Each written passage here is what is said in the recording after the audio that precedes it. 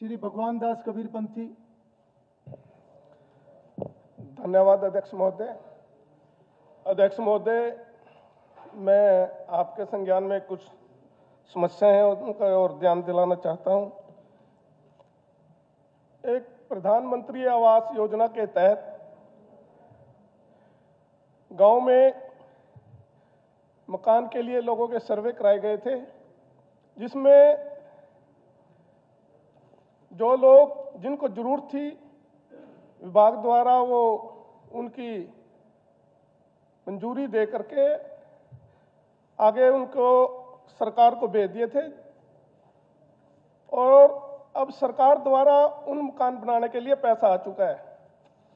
लेकिन पैसा आने में कुछ देरी हुई, जिसकी वजह से जो गरीब आदमी था जिसके मकान कच्चे थे वो टूट गए थे, मजबूरी में उन्होंने बना लिया था। लेकिन अब जब विभाग की टीम दोबारा सर्वे करने के लिए गई तो उन्होंने वो मकान बनाने की वजह से वो उसको रिजेक्ट कर दिया। तो मैं आपके माध्यम से प्रार्थना करूंगा कि मजबूरी में उन्होंने बना लिया तो उस मकान मालिक को उसके पैसे जो उसके सैंक्शन होकर आए थे उसके देने चाहिए, ताकि उस गरीब पर मार ना पड़े। और कुछ इस दौरान कुछ ऐसे परिवार जिनके मकान सैंक्शन हुए थे उनकी डेथ हो चुकी थी, जिसके नाम जमीन थी। तो इस कारण से भी, क्योंकि उसका परिवार का कोई ना कोई सदस्य उस मकान में रहता है, तो उसको भी वो राशि दिलाई जाए ताकि वो अपना मकान बना करके उसकी जो ये समस्या थी वो दूर हो सके।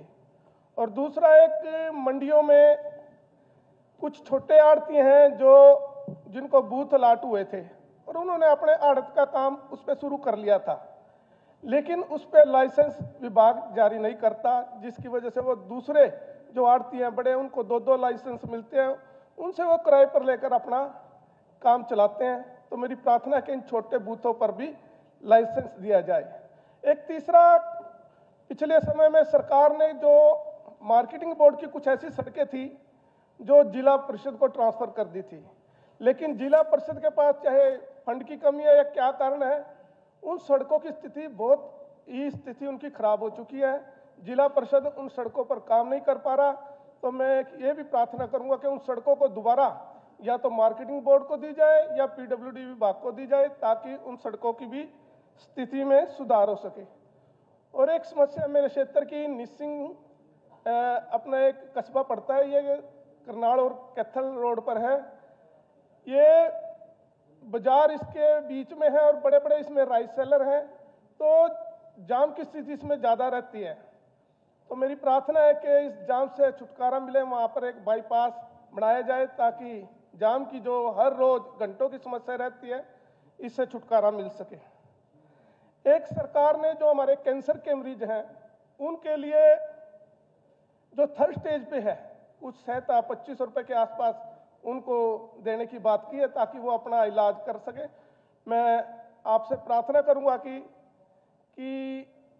कैंसर का कोई भी मरीज हो, जो डॉक्टर जिसको डिक्लेयर कर दे, चाहे वो फर्स्ट स्टेज का हो या सेकंड स्टेज का पर हो, वो सबको वो सहायता राशि मिलनी चाहिए, ताकि सभी वो अपनी दवाई वगैरह लेकर के अपना इलाज करा सके।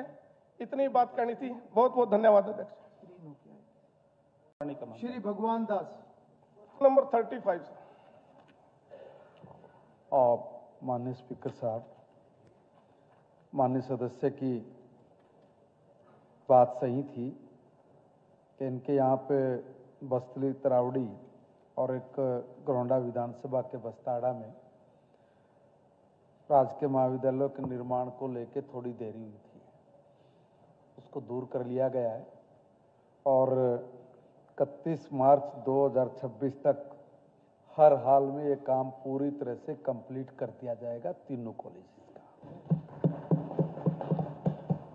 अध्यक्ष महोदय, मैं आपके माध्यम से मंत्री जी का धन्यवाद करता हूं और मैं मंत्री जी से निवेदन भी करूंगा कि आपने 31/3/2026 तक इनको बनाने की बात कही है, इनसे देरी ना हो, क्योंकि ये तीनों कॉलेज तरावड़ी का 2017 में शुरू हुआ था, बस्तली का 2019 में और बस्ताड़ा का 2018 में। तो और क्लासें भी तुरंत इन पे शुरू हो चुकी थी।